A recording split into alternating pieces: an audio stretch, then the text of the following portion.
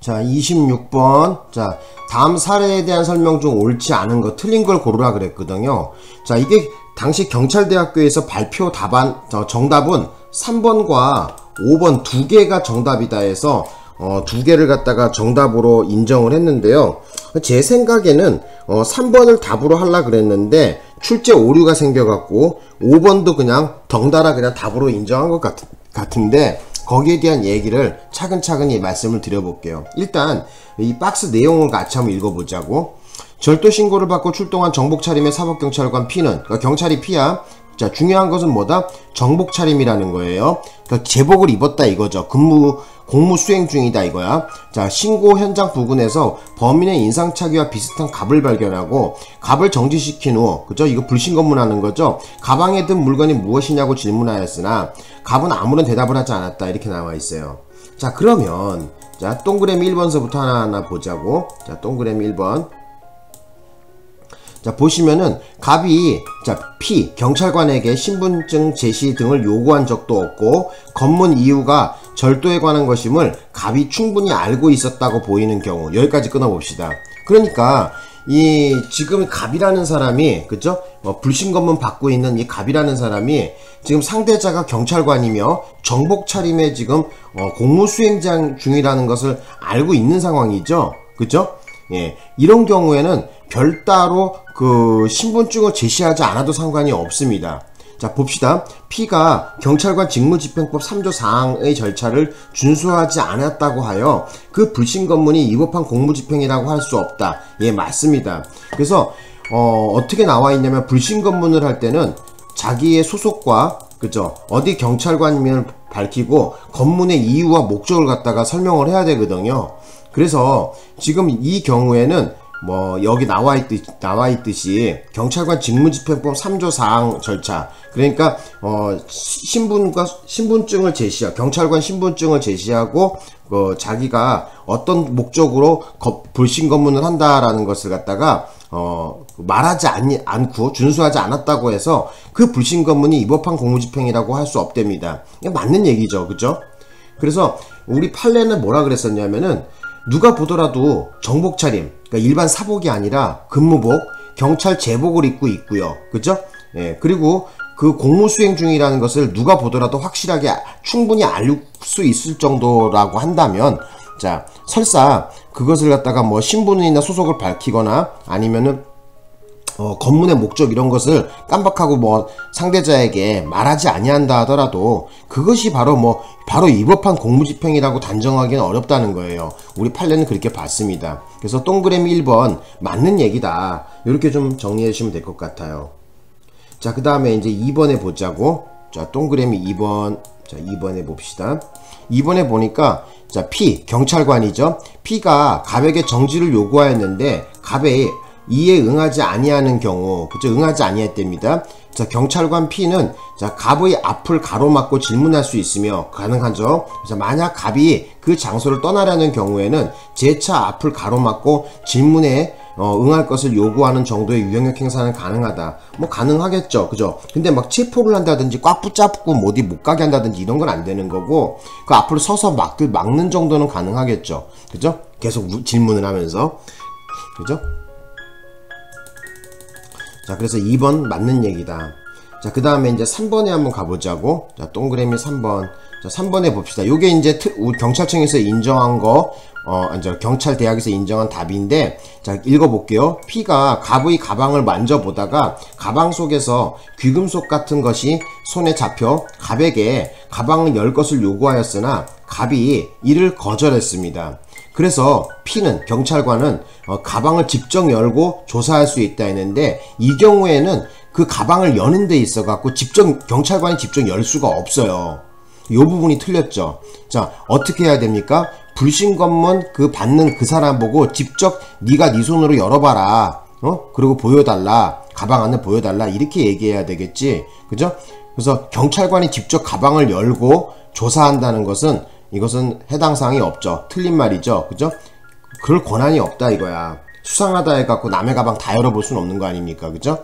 그래서 가방을 열 때, 그죠? 가방을 열 때 어떻게 해야 된다? 그 조사받는 당사자 보고 본인이 직접 가방을 열어보시라 이렇게 양해를 구하고 열어보게 만들어야 되겠죠. 그래서 정답 틀린 거 하나가 일단 나왔고요. 그 다음에 동그라미 4번으로 보겠습니다. P가 경찰관이죠. P가 갑에게 임의동행을 요구한 경우 오로지 갑의 자발적인 의사에 의하여 수사관서에 등의 동행이 이루어졌음이 객관적 사정에 의해 명백하게 입증된 경우에 한하여 그 적법성이 인정된다. 당연히 맞는 얘기겠죠. 이제 5번 해보겠습니다. 5번도 경찰대학에서 답으로 인정했거든요. 그죠? 일단 5번도 답 체크 한번 해봅시다. 이 문제는 두 개가 답이야. 그죠? 그래서 경찰대학에서 인정한 답은 3번과 5번이라 그랬거든요. 자, 읽어보겠습니다. P가 갑에게 임의동행을 요구할 경우 가족이나 친지 등에게 본인으로 하여금 즉시 연락할 수 있는 기회를 주어야 하며 변호인의 도움을 받을 권리가 있음을 알려야 한다. 이렇게 나왔는데 지금 이러한 사건 같은 경우에는 지금 임의동행이거든요. 그죠? 임의동행을 요구했는데, 그죠? 뭐 여기 나와 있는 것처럼 뭐 변호인의 도움을 받을 권리가 있음을 알려야 된다. 이런 경우에는 강제 수사에 들어갔을 때 변호인의 도움을 받을 권리를 알리는 것이지, 그죠? 지금 이 경우에는 지금 임의동행이란 말이에요. 그래서 이 갑이라는 사람이 경찰 관서에 안 갈 수도 있어요. 나 가기 싫다 그러면 안 가면 되는 겁니다. 그죠? 굳이 뭐 그 경찰관을 쫓아갈 이유가 없는 거죠. 그리고 여기 나와 있는 것처럼 강제 수사가 아니기 때문에 변호인의 도움을 받을 권리가 있음을 알 필요도 없습니다. 이것도 틀렸죠. 정답을 그래서 5번도 틀렸다. 이렇게 보시면 돼요. 그래서 경찰대학에서 발표한 답안은 어쩐다? 3번과 5번 두 개를 정답으로 했습니다. 그래서 뭐 좀 제가 봤을 때는 그렇게 어려운 문제 축에 속하는 것 같지는 않고요. 그죠? 쉽게 답을 낼 수 있는데 난 내 생각에는 저 3번을 정답으로, 그죠? 3번을 정답으로 하고 싶었어. 그래서 가방을 직접 열고 조사할 수 있다 해서 요 말 틀리게 만들어 놓고 요걸 3번을 답으로 하려고 그랬는데 문제를 출제하는 사람이 좀 약간 실수를 한 것 같아. 모르고 5번도 지금 여기다가 지금 틀린 말을 넣어놓은 거거든요. 여기요. 저 어디 갔냐? 잠깐만요. 예. 지금 26번이잖아. 왜 엉뚱한 번호가 나오고 그래? 자, 여기 보시면 5번 한번 보자고.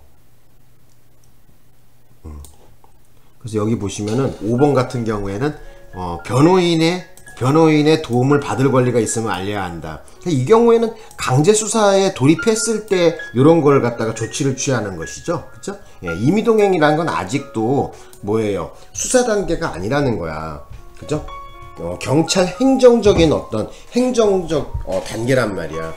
그죠? 이 경우에는 변호인의 도움을 받을, 형사소송법상 변호인의 도움을 받을 권리를 고지할 이유가 없겠죠. 그래서 어쨌든 답을 5번도 틀렸다고 이렇게 봤어요.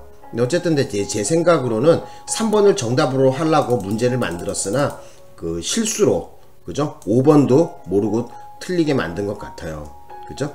근데 이게 여러분들한테 여기 문제에 대해서 말씀드리고 싶은 건 뭐냐면은 설사 경찰청 시험 치러 가갖고 이렇게 답이 2개씩 나오는 경우가 있잖아요. 이런 경우에 쫄지 말라는 거야. 그죠?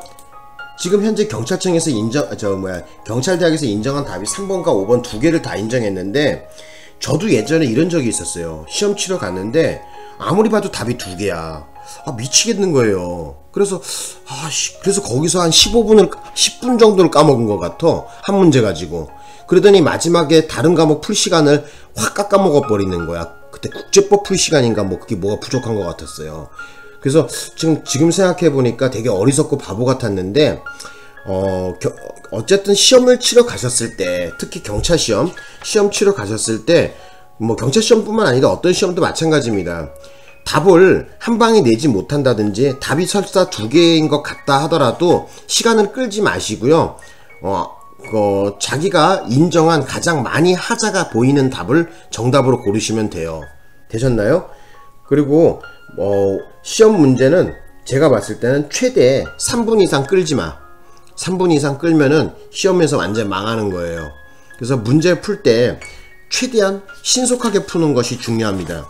그러니까 저 같은 경우에는 문제 풀 때 보통 모르겠어요. 저 7급 같은 경우에는 제가 한 40초 정도 안에 답을 냈고요. 그때 9급 시험 준비할 때 순경 시험이나 9급 시험, 9급 검찰직 이런 거 볼 때는 한 25초에서 30초 안에 답을 낸 것 같아요. 마킹을 포함해갖고. 그러니까 신속하게 풀지 못하는 문제는 틀렸다고 보시면 되고, 그 문제를 내가 정확하게 해결하지 못했다, 이해하지 못했다, 이렇게 보시면 돼요. 그러니까 어떤 분들 맨날 시험 치고 나와서 선생님 시간이 부족했어요, 다 아는 건데 풀지 못해서 틀렸다, 다 개소리죠. 그죠? 연습을 무단하게 해가야 돼요. 이런 거 같은 거 딱 예를 들어 갖고 보세요. 지금 정복 차림의 사법경찰관 얘기 딱 던지면 뭐야, 이거 같은 경우에는 일단 근무 중이라는 거, 누가 보더라도 이 사람이 경찰관이라는 것을 얘기하려고 이런 단어를 집어넣었구나, 이런 짐작을 가져야 되겠죠. 이런 정도의 센스도 없어갖고 어디다 써먹냐. 그죠? 그지 않겠습니까? 그죠? 예. 그래서 어떤 지문을 봤을 때 요거는 중요한 단서가 될 것 같다 하는 것은 언더라인을 그어놔야죠, 이렇게. 그죠? 그지 않겠습니까? 그죠? 그러니까 이제 어떤 분들은 이제 그런 감각이 둔한 거는 왜 둔하냐면은 문제를 많이 안 풀어봐서 그래. 그래서 어떤 사람은 또 그래요. 선생님, 경찰 대학 시험, 지금 편입 시험 준비하는데 저는 왜 맨날 시간이 부족할까요? 이러더라고. 그래서 많이 문제를 풀어보고 연습을 해봐야 된다. 시간 안배를 해갖고 문제를 풀어봐야 된다. 이런 얘기를 많이 해줬어요. 근데 그 친구는 스타일이 뭐냐면은 내가 조금만 얘기하면은 그거 알아요. 선생님 그거 알아요. 선생님 그거 알아요. 맨날 이런 소리를 입에다가 달고 살더라고. 얘기가 다 끝나지도 않았는데 그거 안다는 거야, 맨날. 그 맨날 보면은 그렇다고 해서 점수가 화끈하게 나오는 것도 아니야, 그 친구가. 점수도 맨날 한 80점, 80 한 2, 3점? 100점 만점에서 80, 2, 3점 이래. 형법 그따구로 맞아갖고 점수 합격 못해. 형법에서는 퍼펙트를 보여줘야 돼요. 물론 나 같은 경우에는 형법, 형사소송법, 그리고 국사, 그죠? 그 다음에 그게 그 세 과목이 막강이었었어요. 그리고 옛날에 간부후보생 당시에는 주관식이 있었는데 저 같은 경우는 국제법 선택이었었거든요, 행정법하고. 그래서 딱 문제를 받았을 때 벌써 머릿속에 그림이 딱 그려져야 돼요. 어떻게 문제를 해결하겠다. 40문제가 나왔을 때는 분당 얼마에 풀어야 되겠다. 이런 감정도는 있어야지. 그래서 저는 잔소리 오늘 좀 길게 좀 했는데 다시 한번 말씀드리지만은 이렇게 26번처럼, 그죠? 이게 26번인가? 그죠? 이게 26번이죠? 26번처럼 답이 두 개인 경우, 공지된 답이 지금 3번하고 5번 두 개를 답을 인정하는 경우도 있단 말이야. 근데 시험장에서 자꾸 그걸 하나를 고르려고 하니까 머리가 아프고 시간 자꾸 흘러가고 풀 시간 까먹고 그런단 말이죠. 그래서 다시 한번 말씀드리는데 문제 출제하시는 분이 출제 오류도 많이 내요, 또. 그래서 너무 출제자를 갖다가 신봉할 필요는 없어. 예전에도 보면은 특히 경찰대학 편입시험 문제 제가 봤을 때 깔끔한 문제 별로 없습니다. 간부후보생 문제도 그렇고. 그리고 출제하는 사람의 실력이 좀 약간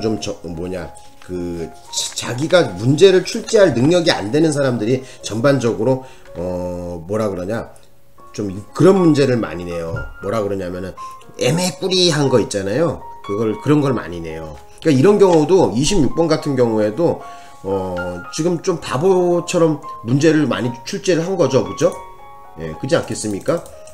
출제 실패한 거지. 답을 두 개를 만드는 경우가 어디 있냐, 그죠? 예, 답을 두 개를 만드는 경우가 어디 있어? 응? 이런 거는 출제 실패한 거지. 정신 안 차린 거지, 한마디로. 그게 출제하러 들어가고 정신 안 차린 거지, 그죠? 그 정도의, 모르겠어. 나 같은 경우는 출제를 많이 해봐갖고 이게 논란이 생기지 않게 딱딱딱 내가 또 한번 풀어보고 또 한번 검토해 보거든요. 근데 이제 내 생각으로는 자만에 빠진 거야. 자만에. 응? 내가 경찰 계급이 뭐 경감인데 경정인데 뭐 아니면 내가 무슨 변호사 출신인데 뭐 이런 시건방이 들어갖고 아마 출제가 이렇게 망하는 경우가 있거든요. 그러니까 답이 두 개 냈다는 것 자체가 이거는 저 바보짓거리 한 거야, 병신짓거리 한 거야. 이건 잘못된 거죠. 수험생들을 괴롭힌 거죠, 이거는. 그죠? 그래서 어쨌든 뭐 제가 뭐 출제한 사람 욕하는 게 아니라 이러한 문제들도 출제한 사람들이 이런 사람들도 있다는 거야. 그래서 수험생 여러분들은 그거 신경 쓰지 말고 어쨌든 한 문제를 최대한 안배를 했을 때 3분을 넘지 마. 예? 1분 안에 해결이 안 되면은 넘어가란 말이야. 그냥 아무거나 찍고 넘어가란 말이야. 가장 하자가 큰 지문을 고르고 넘어가란 말이야. 멍청하게 계속 붙잡고 있지 말고. 내가 옛날에 그 생각이 많이 나서 그래. 젊었을 때 바보같이 막 그런 거 붙잡고 시간 많이 까먹은 생각이 나서 그래요. 오늘 뭐 잔소리가 되게 많았는데 어쨌든 요 정도 수업을 하고 마치겠습니다. 고맙습니다.